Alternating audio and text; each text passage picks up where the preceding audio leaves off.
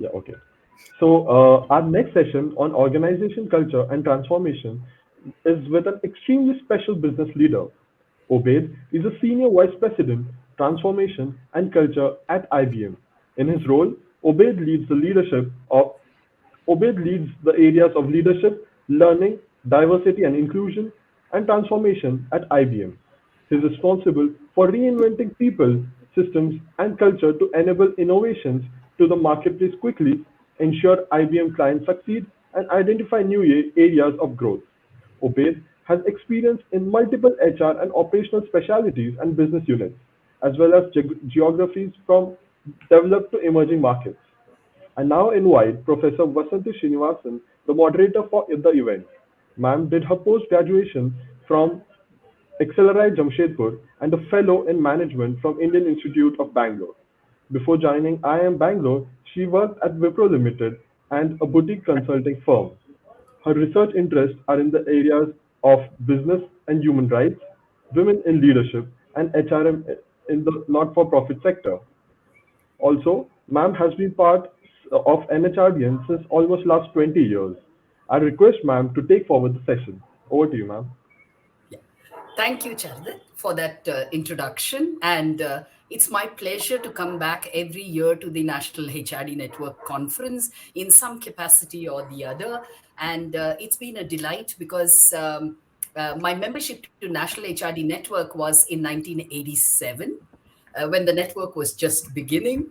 And so there's a special place in my heart for this network.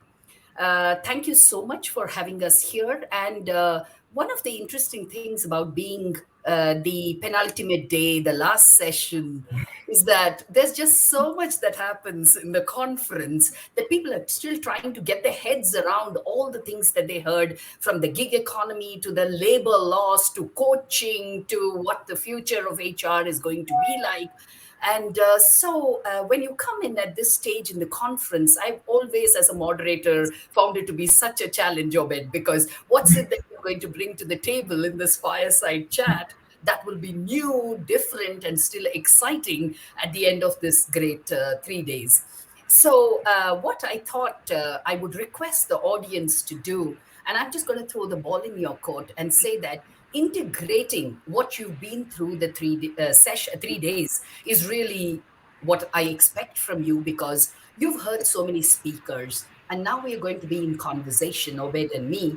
And what's important is just to spend a moment reflecting as you kind of unwind from the conference in terms of the key takeaways, and particularly in terms of its linkage to culture and transformation. Okay?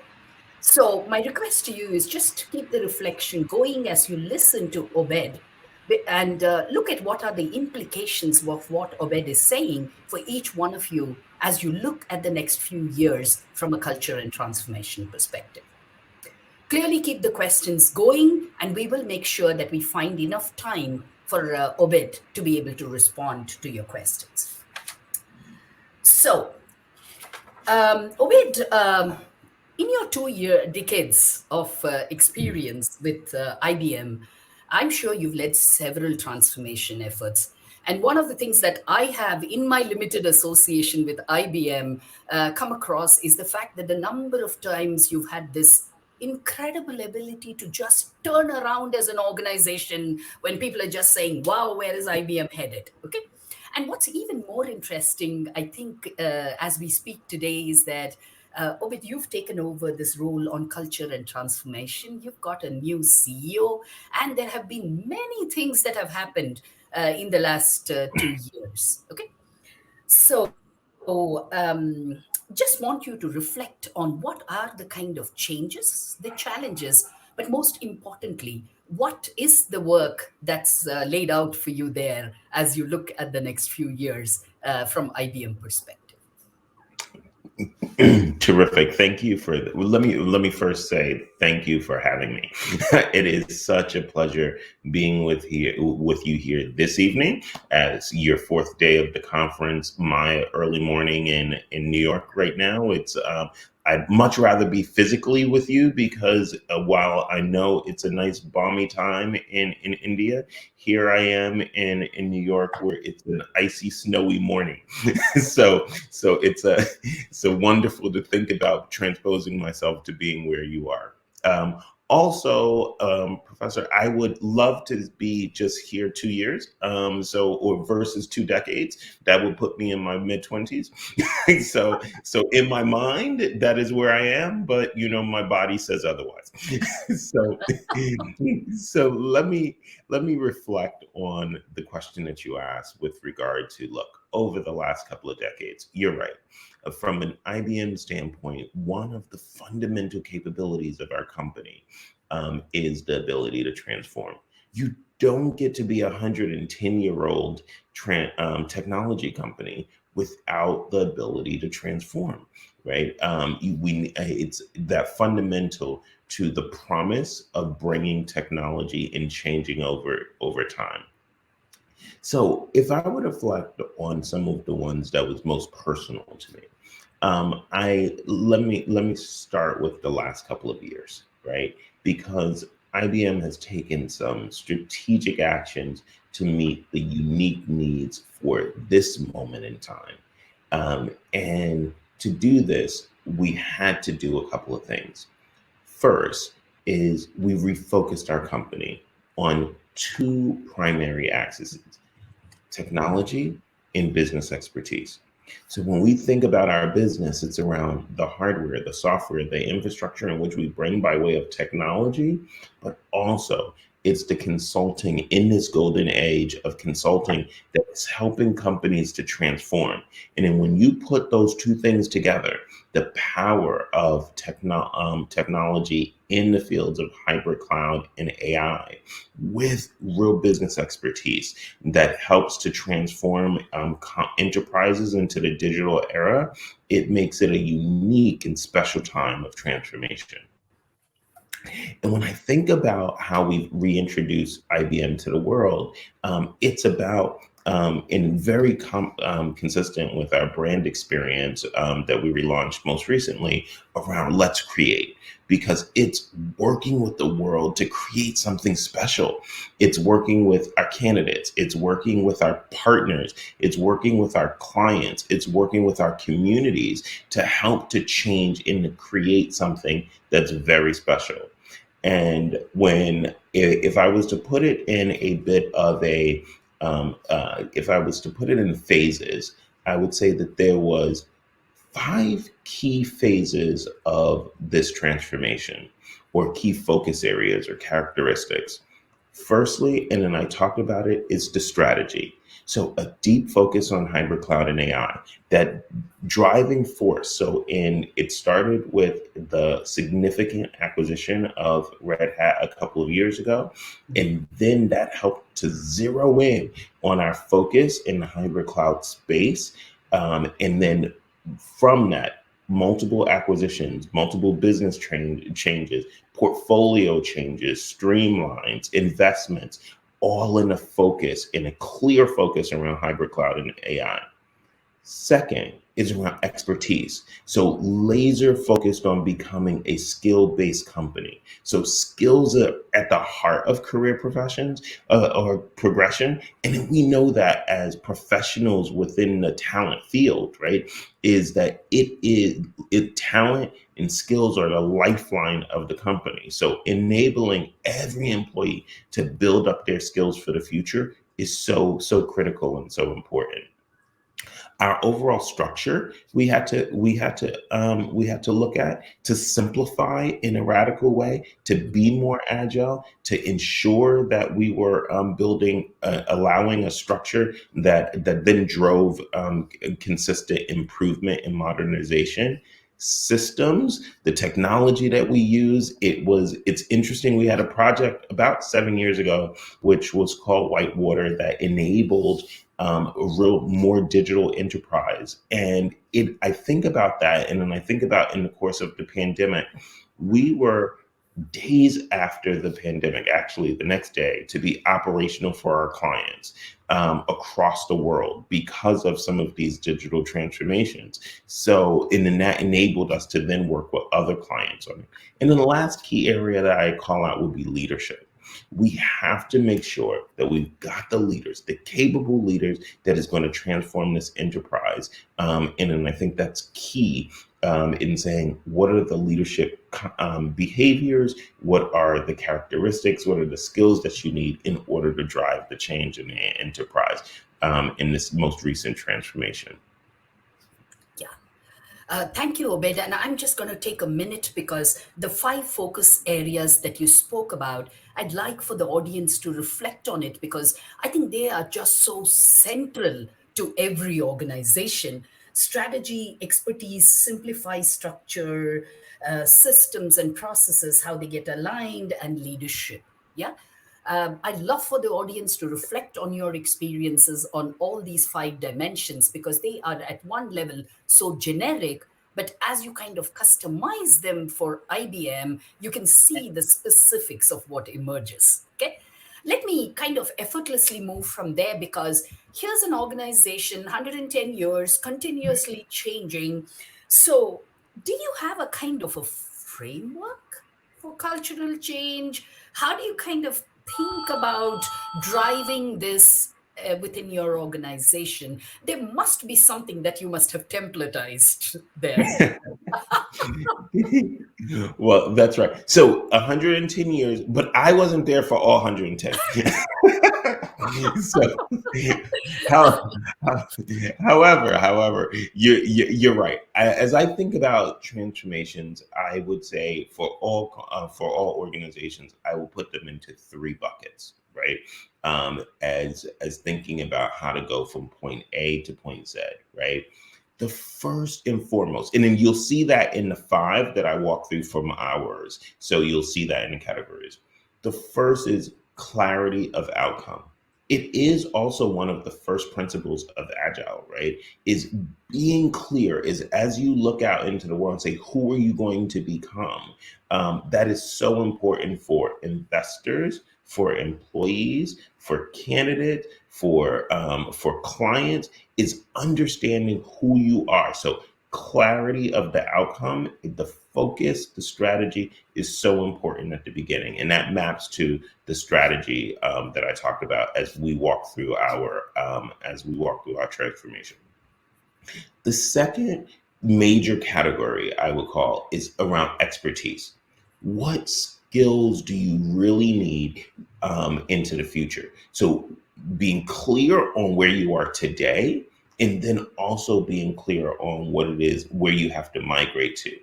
In most transformations, whether large scale enterprise or a single unit department, you generally find, based on where you are to where you need to be, skills or expertise land in about a third, a third, a third. And what do I mean by that? A third of the workforce that you existingly have generally have the skills that you need of the future, right? That's generally all you have to do is refocus the strategy, and then and then the next day that team is off and running. The second third are people who could be reskilled and retrained, and they will migrate. They have the right mindset. They have the right mindset.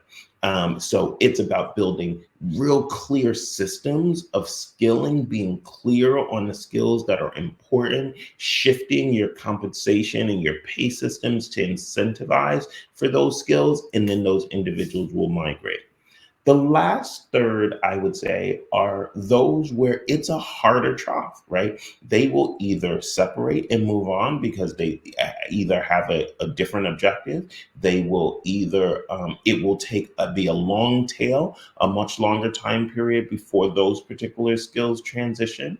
So I would say from an expertise, that second bucket in any transformation is think about that expertise migration, and it comes in those categories because it's not all employees, not all candidates are built the same. So being clear on that migration and that expertise and skill strategy.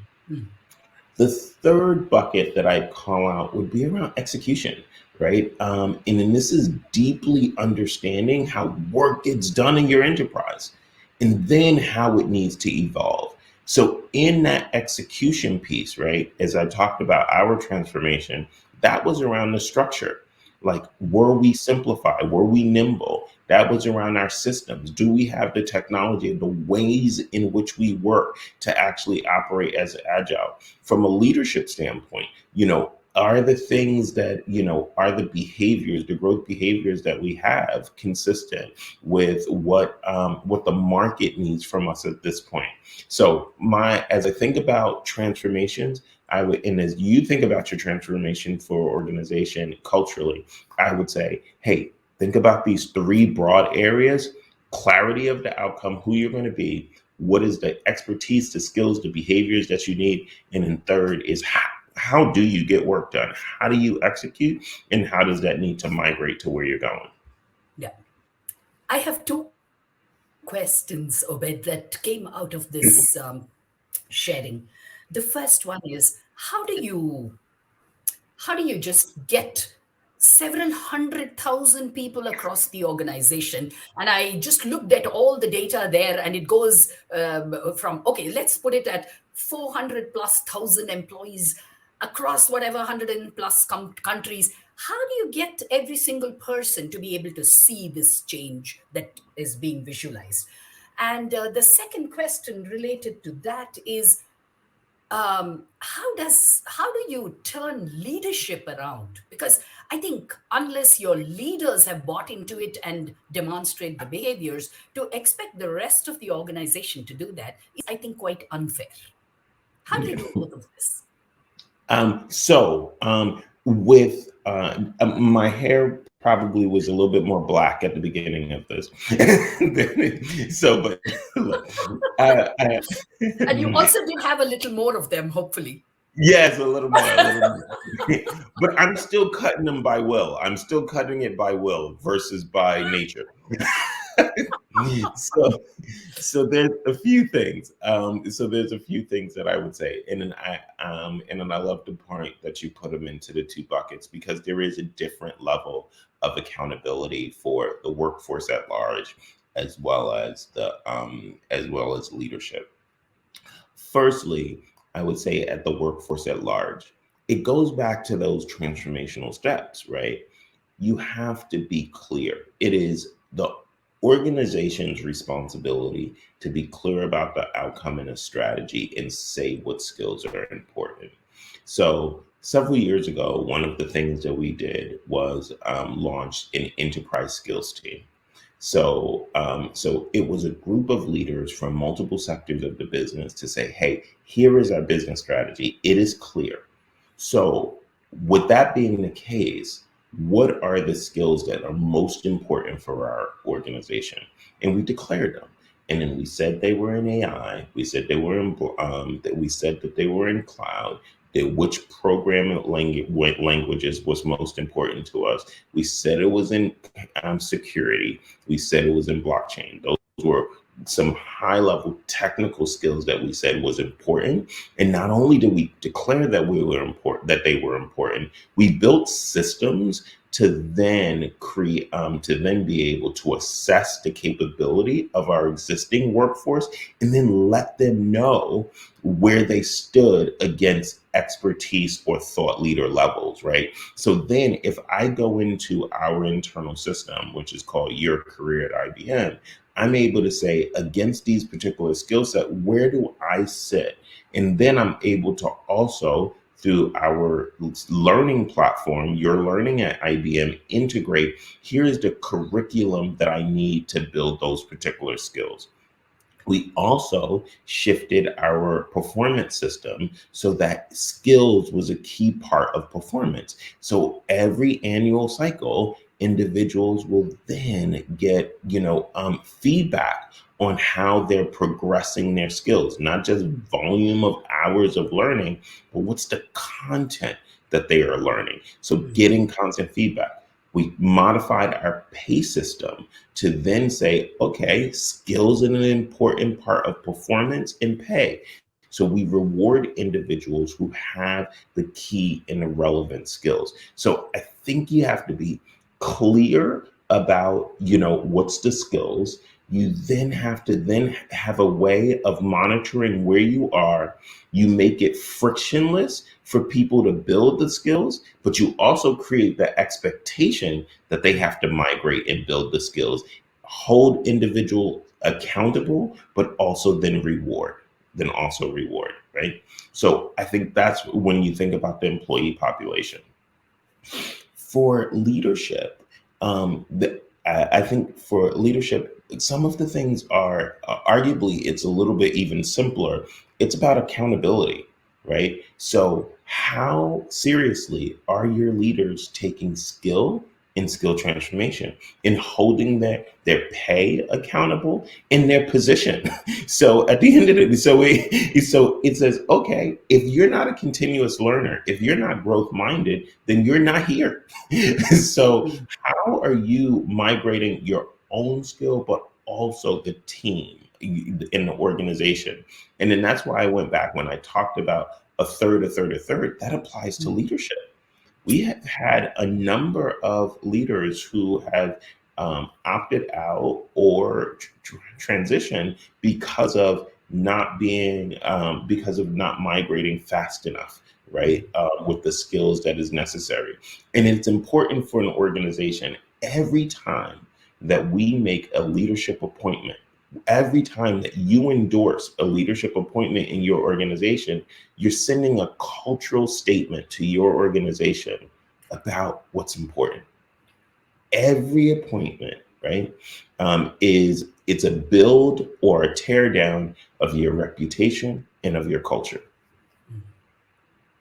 I'm just taking a minute to just reflect because, Obed, you've said some really profound things, and it's kind of counterintuitive. As I listen to you, there's a great deal of planning that's gone into this. It's kind of counterintuitive, isn't it? That the external rate at which the change is happening kind of means that the rate at which internal planning happens has to be even stronger to be able to manage this. And this is a paradox of organizations because you can't drop the ball on planning. Yeah, I think planning is so important, but clarity of outcome and clarity of decision making then allows for nimble behavior, right? Because if we're just clear, if we spend ample time as a leadership team saying, this is where we got to be, right? And then ensure that you've got the right people that are on board, then they'll make the decisions on a day-to-day basis, and that helps you to be nimble, right? So if there was only two things that you can focus on, then focus on clarity, get in the right focus areas out there, followed by get the right people, because then they will navigate the rest. Great, great. Great. I think you've spoken about the question that I had for you on what does this mean for the average IBMer? On the skills, you've said a lot, but what does this mean from an attitude perspective? Yeah.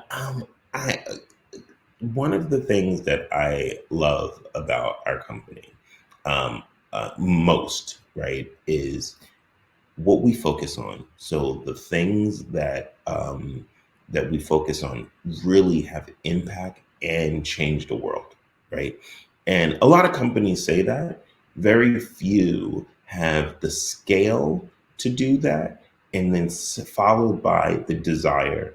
And then so one of the things that we recently relaunched, right, was our purpose statement. And we co-created that with IBMers. So over the course of 2021, we had surveys, we had Ask Me Anything sessions, we had co-creations and focus groups to define what the purpose of our company is, or what would be our mindset. What is, the mental model for why we come to work and why do we do what we do? And I'm pleased that in January 4th, our CEO, Arvind Krishna, released to all IBMers is the statement that we created together was to be the catalyst that makes the world work better, right? And there is such simplicity, but profound movement of heritage, but also of the future in that particular statement. So, one, on being a catalyst. So, when you're a catalyst, this isn't just about who you are, but it's when you put your expertise, your knowledge, your prowess together with your candidates, with your community, with your clients, with your partners together, something magical happens. More happens together as you being a catalyst.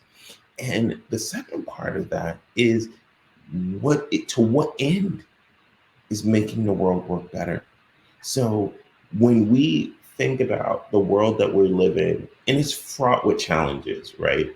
And when we look at society today, when we look at what's happening around the world, it can sadden us, but it can also give us opportunity from wherever we sit, is that collectively we could do something if we work together to make it better. And then that is where I think IBMers' greatest engagement is in their head, is say, I, with my expertise, am going to be able to connect with somebody to make the environment that I live in and that my children are going to live in to be better. And then I think that is the key of how, that massive workforce around the world, think about their specific purpose in the transformation. Yeah. Thanks, Obed, so much. Because just as I was listening to you, I was reflecting. I've worked for several years with a 365-year-old company, and as I listen to them and the way they talk about values, purpose, and culture, I think just gives the confidence, saying that this is possibly the glue, the lubricant that we should focus on. And it's a bit of an irony because it's the most difficult one to get your head around. And a lot of times, it just stays with me when I think of, the structures being the hardware of the organization and culture being the software. And all the time that we are talking about, we are so good at building hardware that we often forget that the greatest hardware is of no use if you don't have the right software. Yeah. So that kind of stayed with me. And for the participants, I think that's something to reflect about, that as the change happens in the environment more and more, the only thing possibly that keeps you going is this culture. Yeah. Obed, Well I said. think we have about 5 minutes, maybe a little less than that, before I open the floor for question. And here's a personal question to you, Obed. As a person of color, what has all of this meant for you in your own leadership style and in your own reframing of the world that we live in? And especially when you're a part of an organization like IBM, like you said, which recommits itself for a much larger purpose. What has this meant for you personally? Oh, Professor Shani, you've been hitting at some of my passion points, but now you've hit directly in my heart too, personally. Um, what a profound question. If I reflect on how this me, and why this is so important, I would say, hey, as a person of color in this particular country, you realize and have gone, and particularly in my age group, you have gone through a world where covering or trying to blend in and assimilate was important to being recognized by society, but also had quite damaging effects on things of your own creativity or your own freeness of being in personal wellness. And then so as I think about organizations and people, we are quite congruent. And if I know that for myself personally, is that on times when I'm in an environment where, you try and be something that you're not, or you have to cover up a bit of who you are, that doesn't feel comfortable. And I don't bring my very best every day. So So, with that principle in mind, what has helped me is I love, I am at my best when I'm at my authentic, genuine self. So, how do you unleash an organization by helping it to be its authentic, genuine self? So then it amasses the creativity, it amasses and unleashes the potential of the organization. So, so every day, so it's reflecting on these connections between the way in which humans operate, the way in which an organization operate, because all an organization is a collection of human minds, right? mm, That's why diversity, equity, and inclusion is so important. Is it's important that we have differences of faces and thoughts. It's important that each one of those individuals are have equitable voice, but it's also from an inclusion standpoint important that we all are able to share in a very comfortable environment, so then we could bring our very best, because it's not enough, right, for an organization for us to look different if we sound the same. That's when we don't get the power of creativity. That's when we don't get the power of generating value for our clients, for our shareholders, for our people, and then for our families. So I think it's been a profound journey, mm. and what I wish to bring every single day to my work is the ability to be my authentic self, and my aspiration for IBM and is for us to continue that journey of inclusion, where all IBMers come together and then bring their authentic self to work. And then that's when I know that we'll live up to our brand promise of creating something special and helping to make the world work better. Thanks. Thank you, Obid. Thank you so much. Because I think one of the things that I've always struggled with is that we are not asking enough questions. Whether I think, especially, I think whether it's a person with disability, an LGBTQ, person of color, even to women, I don't think we ask these deep questions on how the discrimination, the difficult socialization that one goes through, in some ways makes you manage contexts very, Yes. very differently. Yeah. I don't think we do enough conversations still about them. And thank you for being so candid about this, because it's so important. It's so important that we kind of talk about this. I Makes up who we are. Okay, I have to stop here because I'm just seeing questions all across. Oh, wow. Okay, I am wondering where to begin. I think um, so. There is definitely a question on resistance to change and what roadblocks have you experienced? And there are questions around that. Clearly, I was waiting for that. So maybe you could begin with that. Why Sure, not? sure. Yes. So there is always going to be resistance to change, and we have to plan for it, right? So I think really key is active communication and change management. And then so going back to that point around skills, right? It falls into categories where, hey, there's going to be agents of change. The early adopters, there's the innovation curve, right? Where as you start to announce a change, a number of early adopters are going to come along with you. It's important to identify those individuals first, right? Then at the same time, it's important to sometimes we try and avoid, but I think it's important to engage resistors of change and then to understand what is their resistance coming from. Now, sometimes there's a bunch of just noise.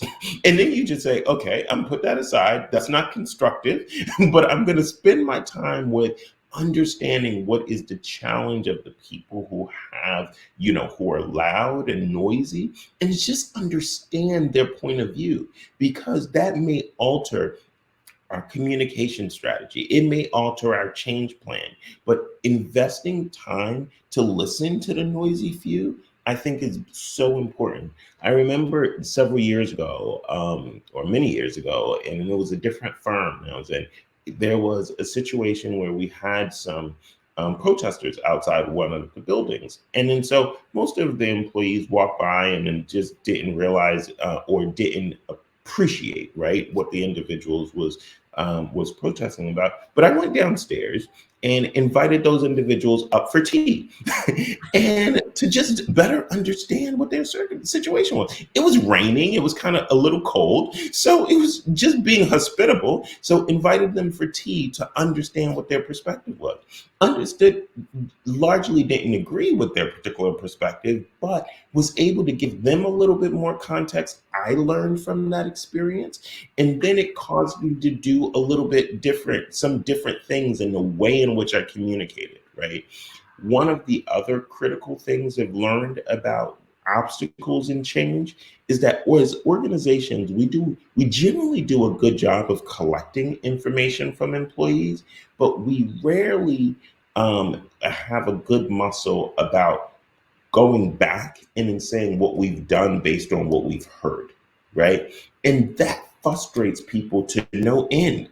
It's like, you ask me for feedback, you ask me, but you haven't done anything. And then it frustrates management because management say, well, I did all the things, but you didn't credit it back to the employees. So just that simple thing of, I heard you, here's why we made that change, is something that helps to overcome a lot of barriers to change. Obed, it's so true what you said, because several years ago I was doing some research on multi-generation collaboration. Okay. And one of the interesting Brave insights, research. yeah. And one of the interesting things that came out was exactly this, because across generations, people said, organizations keep sending out all of these surveys and we keep filling them. What really happens? Yeah. When organizations come out and tell us that this is what we did and this is what we could not do, fair. I mean, we don't expect all our suggestions to be taken seriously. We Right. expect to be heard. That's right. So I think voice, all of that becomes so important when you're looking at resistance to change in particular. That's right. Okay, so I see a lot of compliments for you, which anyway should be coming. But I see just one more question here that, and this is an interesting one, because what would make for a joyful workplace culture?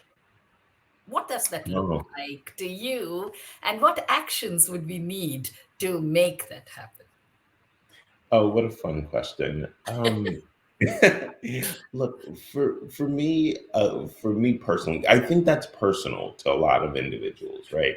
And then I found through my heart, I love recruitment at its heart. I love all of the functions of HR, but I also am a big fan of talent acquisition and recruitment.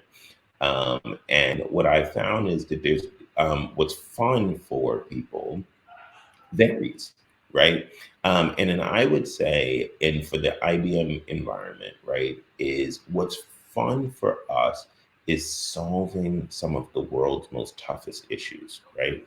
And then when you've got a real world issue that that is hard and that the solution, right, is going to transform the lives of so many people, that there, and while you do it in an environment where people are respect each other, where people have different perspectives, where people are able to laugh at themselves and don't always take themselves so seriously. Right? So I think what makes fun in our environment is the freedom to work on things that matter with thoughtful people who are willing to work and listen and respect each other, and smile while doing it. So that is our fun. Now there's a bunch of other places that, fancy coffees and a fancy slide and, a theme park inside the middle of the office it may be their thing, but not my thing. So true. Yeah, so true. So true. Well said. Well said. Absolutely. One, I think since I have just a few minutes, I'm going Sure. to take one question that's interesting. That if you want to bring a critical change in IBM, it must take years, right? So, how does this happen? And how does this thinking happen? And I remember several times IBMers joking to me saying, "We are the government of IBM, Professor Vasanthi." Yeah. So we have processes and we have meetings and we have committees. And I've heard that numerous times. What's been your experience? Look, I when there's different types of change, right? And if God help us if it takes us years to change. so is it a muscle that we continuously are building? Absolutely. Now, if you think about some of the things in which we're building, and in some of the places is in which we are working, right? When you manage and lead the systems that are the backbone for 96% of the world's banks, right? It is, you don't go and just tweak and twinkle with that sort of with those mechanics on a day-to-day basis, right? So you have to be thoughtful about change. Now, and then there is other parts but at the same time, right, you need to then create a culture where nimbleness is valued, where ideation is valued, where co-creation is valued. So we've been on a path of, hey, here are the growth behaviors. It's about being growth minded, it's about being trusted, it's about being resourceful, it's about being team focused, outcome focused, right? When we're clear about those behaviors and we teach and then evolve people to drive those behaviors home. And lastly, that last behavior, and I pause before saying it, is around being courageous, right? When you're clear that those are the behaviors, then you show examples of how people are making these changes, then that's when you get the flywheel going. So I do think the government of the company is probably more of how we look about ourselves in a rearview mirror. As we look forward, it's about being around those growth behaviors, and then that is what is at the heart, right, of our cultural transformation. Yeah. And in fact, I would look at that government of IBM as a compliment, because I just realized that the armed forces and the governments are the only ones that have withstood 10,000 years, right? All the, because So it's all about perspective, how you look at it. the last question, and then I'm going to close with this because you have exactly 2 minutes for this, is how do you manage failures? Oh, what a great question. One of I can't take our credit for it. It came on the chat. Okay. I saw it. I was just wondering whether you was going to give. I think it was Amin that said. Yeah. so so look. One of Firstly, by way of failure, we have to do it fast, and then we have to learn from it. So fail fast, fail forward. And then as I think about failure, if you don't have enough failures, it's probably because you're not trying hard enough, right? So if everything that you do is successful, you're playing it too safe, right? And how do you learn? One of my favorite quotes. So we from IBM. IBM is with its very storied past, right? Thomas Watson Sr., who founded our company, once was approached about someone who had made a $400,000 in the mid '60s, $400,000 mistake, and he said, "Were you going to fire this person?" And $400,000 in the '60s is quite a bit of money. And then so he said, why would I spend? Why would I fire somebody that's just spent $400,000 training?